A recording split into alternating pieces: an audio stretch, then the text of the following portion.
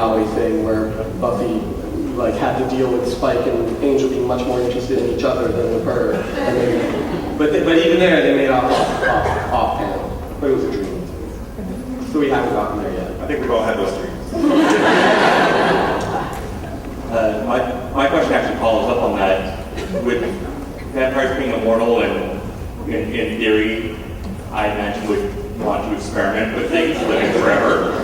Is there that potential, or is the act of becoming immortal change someone's sexuality, potentially? I have the exact answer for that. And this is one of those rare occasions where I actually know an answer and it's like a factual answer. Joss once said in the writer's room that if the topic ever came up, he would have a vampire. I don't remember if it was Angel or Spike that he was talking about, which is too bad because it would be cool to know. He wanted that character to go like I'm hundreds of years old. You think I haven't tried everything? So that was... No, I think you're exactly right. Yeah, you live a long time. You get around that was our Dumbledore. Hi, I've noticed that we're talking a lot about lesbians and gays, but not so much about transgender. Do you see that there's like not so much transgender in the media, and would you like to change that? Oh my gosh, I just saw an amazing play this past week called The Interlopers, and it's about that very thing. Does anybody see it? It's up in Los Angeles.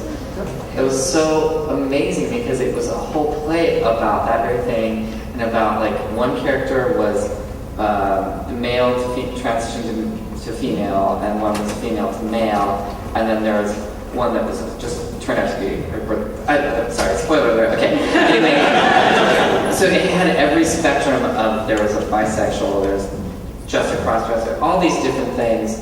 And it was fascinating because it was making my head spin, like I couldn't wrap my head around like so if you are turning into, if you're going from male to female, but you want to still be with women, does that make you a lesbian? Like there's, my head exploded. Anyway, so there is not a lot of that in the media, but there is in some, even in the gay movies. I just was at Outfest this past week, like Eating Out 4, which is a big gay franchise film, if anyone has seen it. I'm friends with the director, and there is a transgender character in that, and it's a huge thing because it is not, it's not talked about hardly at all. So it's coming, it's out there, but you really do have to look for it. Sorry, I haven't seen the show, but isn't there a transgender character in True Blood?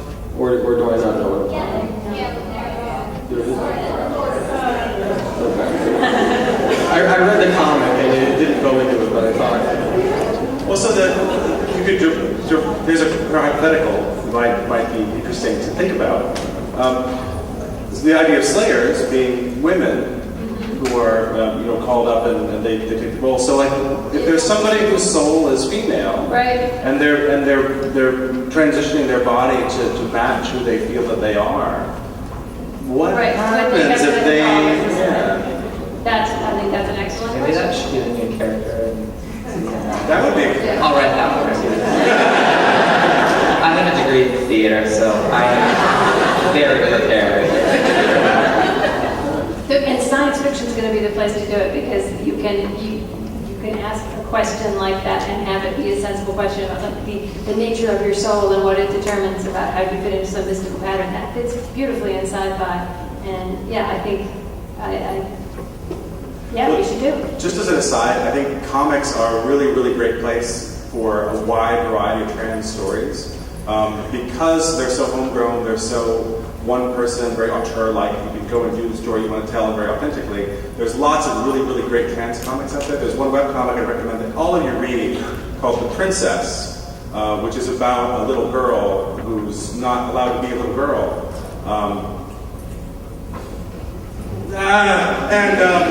Hulk cry!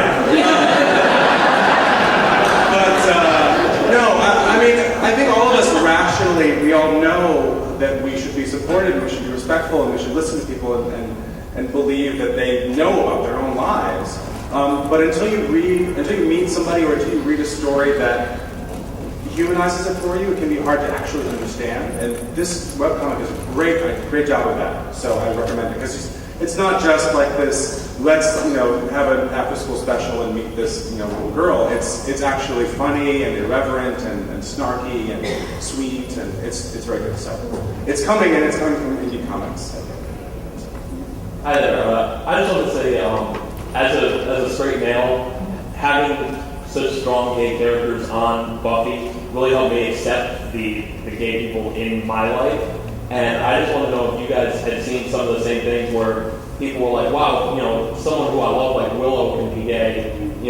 Why can't my brother or my cousin or someone like that, why can't I accept them as gay too?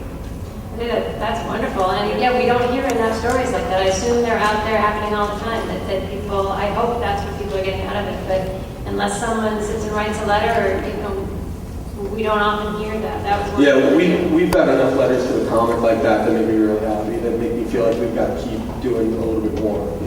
Because we definitely heard that sort of thing. It's great to hear. I don't know. I mean, what was it like for you seeing gay characters in media? Like as a kid? Yeah. Oh man.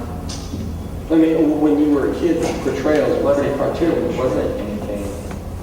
They were the things that I felt like they were made fun of, and they were portrayed as a thing to look negatively at. So I don't know unless And there was the Golden Girls. There was the gay marriage episode of Golden Girls, which was probably one of the first positive ones I remember.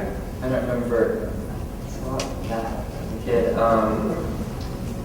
Ellen, I mean, that was like a big deal. Good Lord, were you a child when Ellen was I think it was in college. Okay, like little ones, like My Little Pony, is that count? My Simple Life. Oh, my Simple Life. No, I was in college. I wasn't watching it. Well, I remember on All in the Family, like a long time ago, probably too early for you, Archie was buddies with this football player who was totally butch, what you'd expect of a football player. I think a retired football player who had to break it to Archie that he was gay, and Archie had the hardest time with it, but even he kind of like got his head around it and got okay with it. And I remember seeing that as a young kid, not having any perception of not really getting what they were even talking about, but I think it made an impression. I think it got in there at an early age that it's normal, right? So when you Does get your Bosom gay, Buddies you're count? like, oh, that's like that. There's like a football player in Brooklyn, yeah. Like, was Buddies a whole gay metaphor that I was not aware of? Tom Hanks' finest hour. Oh, I've been thinking Perfect Strangers. Perfect Strangers, yeah. I was like, also, who's a laddie?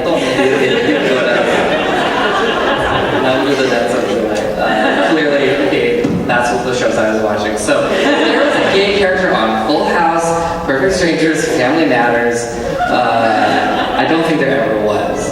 I recently realized that a memory that I thought I had of my dad screaming, teaching me to drive, look out for the bread truck, for years. I thought that was my own memory. No, it was in fact an episode of Family Matters.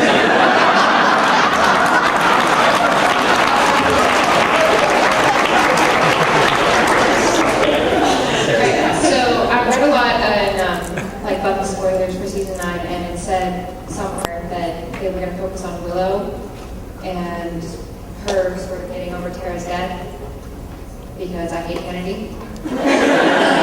Strong words, ladies. Strong. And I was wondering if you could tell me anything about that, and also Tom, will you be my best friend? Yeah, of course. See you on Facebook. That rumor is inaccurate. So, sorry. Whoa, that got serious. And where do you live? If we're gonna be best friends, where do you live? Colorado. Where at? Thornton? I live in Thornton.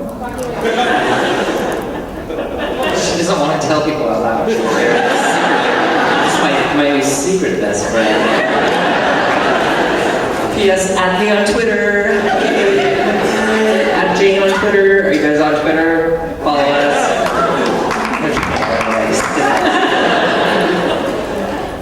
Hello, big fan. I just want to know who are your favorite queer characters, either in comics right now or on TV, and why?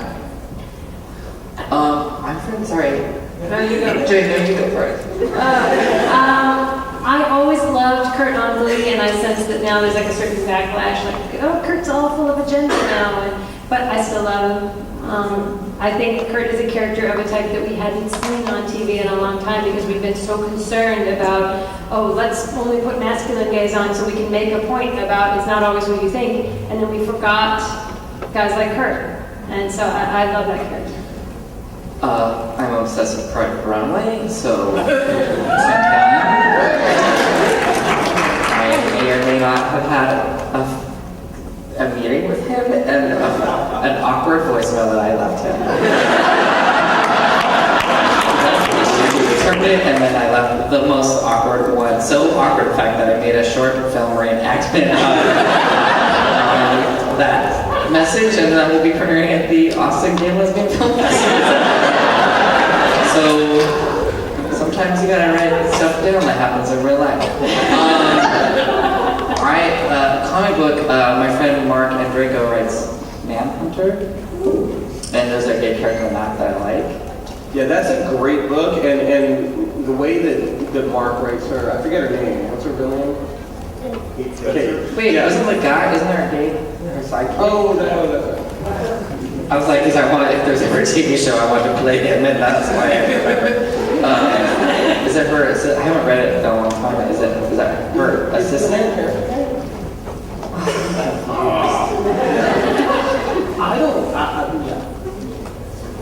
Well, she's a bad mom and everything. Yeah. Yeah, we'll get him in here. I don't watch a lot of TV, and I'm wrapping my brain right now. Like, I think Seth Meyers on SNL is really, I think him on the news. I think he's supposed to be gay. But yeah, Stefan, he's very funny. But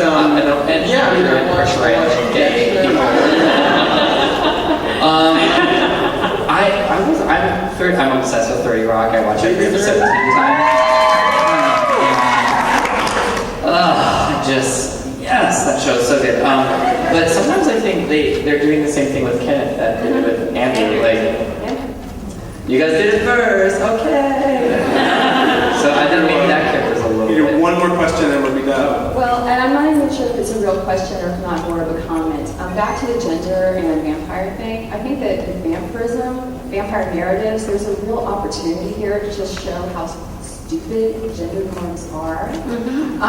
Because with gender, we tie so much of what our understanding about gender to our capacity for reproduction. Right. And so if a vampire can reproduce whether or not he's masculine or feminine, or she's masculine or feminine, then, what is gender then if not performance? I mean, reproducing that they can sire someone. Exactly. And they can reproduce their own race without, and whether or not they're masculine or feminine does not matter. So then gender is purely performance at that point. And so I'm wondering, am I crazy? Is this something that perhaps y'all thought about? I think that's super cool and insightful, and I've never thought of that. And yeah, you.